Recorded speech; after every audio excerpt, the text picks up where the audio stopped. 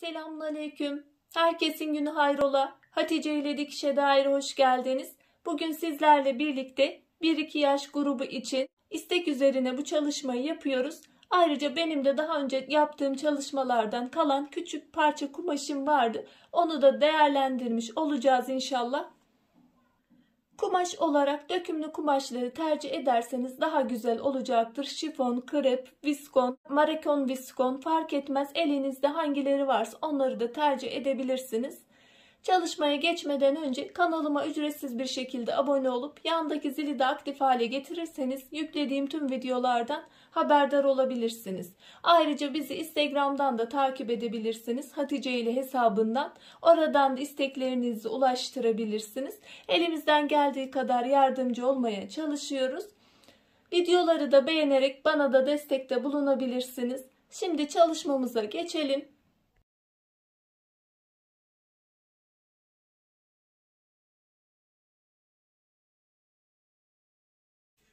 Ben alt kısmına güpür dikmeyi düşünüyordum ama siyah güpürüm elimde olmadığı için şöyle tüllerim vardı. Bunu hafif fırfır yaparak şöyle 3 santim şeklinde aldım ben. Bir güpür tarzında. İster bunu dikin ister dikmeyin. Elinizde bu tarz şeyler varsa değerlendirebilirsiniz. Bunu büzgü yapacağım. Normal kumaşlarda genelde bana çok soruluyor. Kumaşın 2 katı kadar büzgü için fırfır alıyoruz. Ben şöyle 2 katına yakın şöyle ortadan birleştirmedim, ayrı aldım, görmenizi istiyorum. 2 katı kadar fırfır için kumaşa ihtiyacımız var. Benim tek parçadan oluşuyor kumaşım. Öncelikle şu yan kenarın dikişiyle başlıyoruz. Sizin 2-3 parça fark etmez olsa da o dikişleri, yani yan kenar dikişleriyle başlıyoruz.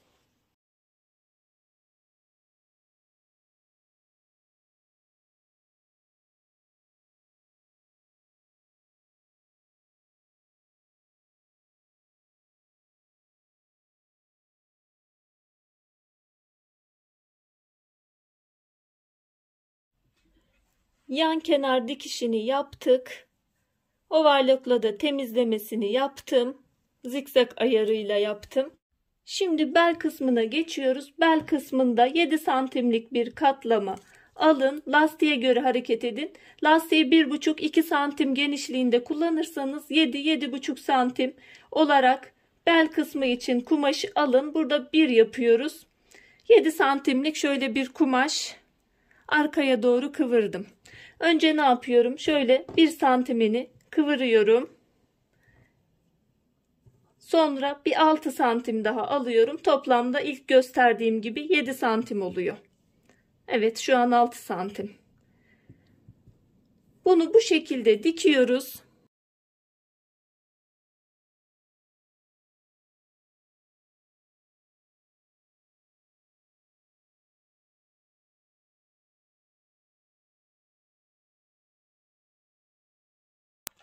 Şurada dikişe denk getiriyorum. Dikişlerin düzgün güzel olmasını istiyorsanız dikişe ilk başta düzgün bir şekilde tutun. Bu şekilde dikiyorum. Lastik geçirmek için küçük bir kısım bırakacağım.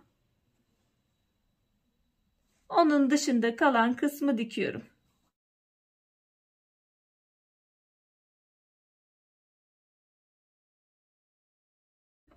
Lastik geçirmek için bir kısım bıraktım.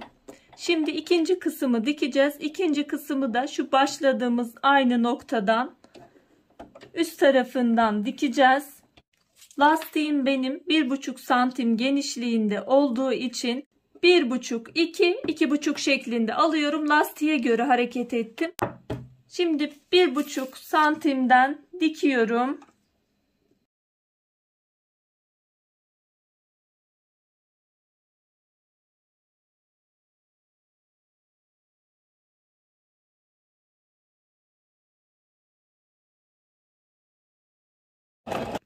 İkinci kısmı da komple dikmedim. Lastiği bir üst kata geçireceğim için, yerleştireceğim için burada da lastik geçirme yeri bıraktım. Üçüncü katta ise, lastikten sonraki katta ise tamamen devreye dönüyorum. Artık lastikle bir işim olmadığı için Şu şekilde 3. katı da gidiyorum.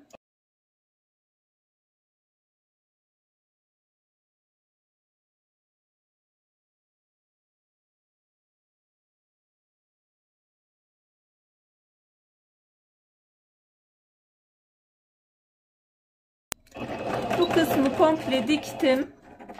Şimdi lastiğini geçireceğiz. Dikişleri lastikten önce genelde ütülerseniz güzel sonuç verecektir. Ben ütü kısımlarını hiç göstermiyorum. Fazla uzun oluyor. Boş bıraktığım kısımdan lastiği dikeceğiz. Lastiğin ölçüsünü belden -5 santim olarak alabilirsiniz. Şöyle benimkini normal 40 santim civarında ortalama olarak aldım.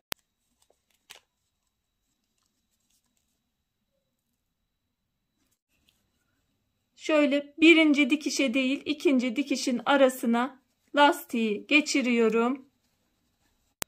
Lastiği geçirdikten sonra lastiği şöyle üst üste yerleştirerek, şu şekilde değil şu şekilde üst üste yerleştirerek iki taraftan dikiyoruz. Şu şekilde iki taraftan diktim. Şimdi yerleştiriyoruz. Geçirmek için boş bıraktığımız kısımları iki dikişi de dikiyoruz.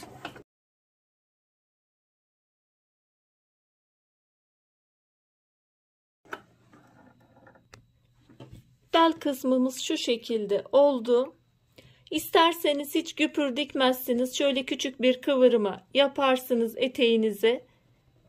Bu şekilde küçük bir kıvırma yapıp ben fırfırı dikeceğim. Büzgü için tansiyon ayarımızı en yükseğe çıkarıyoruz. 9'a alıyoruz. Dikiş adım uzunluğunu da seyrek bir dikişi alıyoruz. Büzgüyle alakalı detaylı bir video çektim. Açıklama bölümüne bırakırım. Oradan bakabilirsiniz.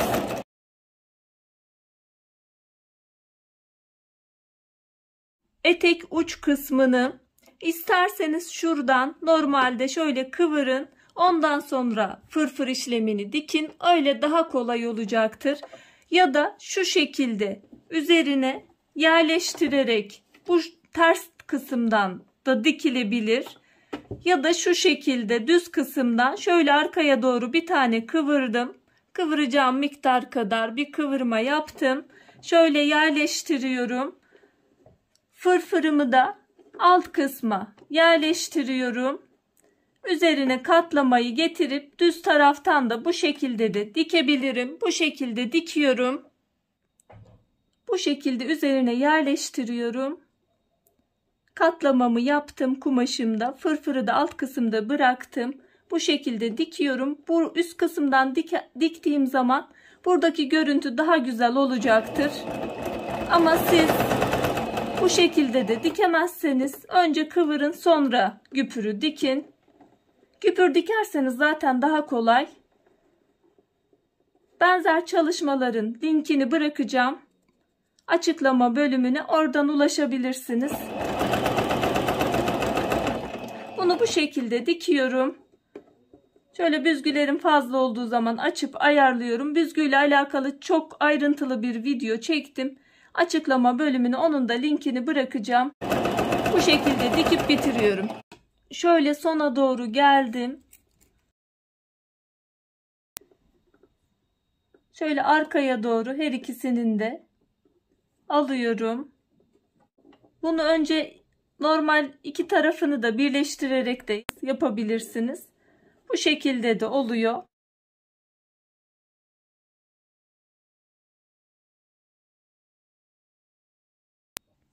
Ayrıca etek uç kısmını bitirdikten sonra şöyle göz ayarı 20 santime 15 santim bir tül kumaşından aldım. Kenarlarını dikeceğim. Şöyle küçük bir kısım döndürmek için bırakacağım.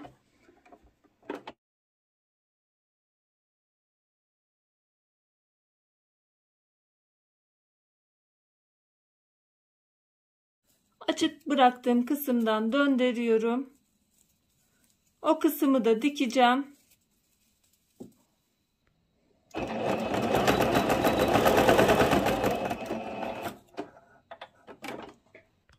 Ben eteğimi şu şekilde bitirdim.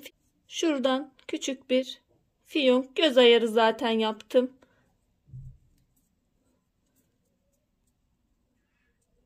Şöyle ortadan diktim.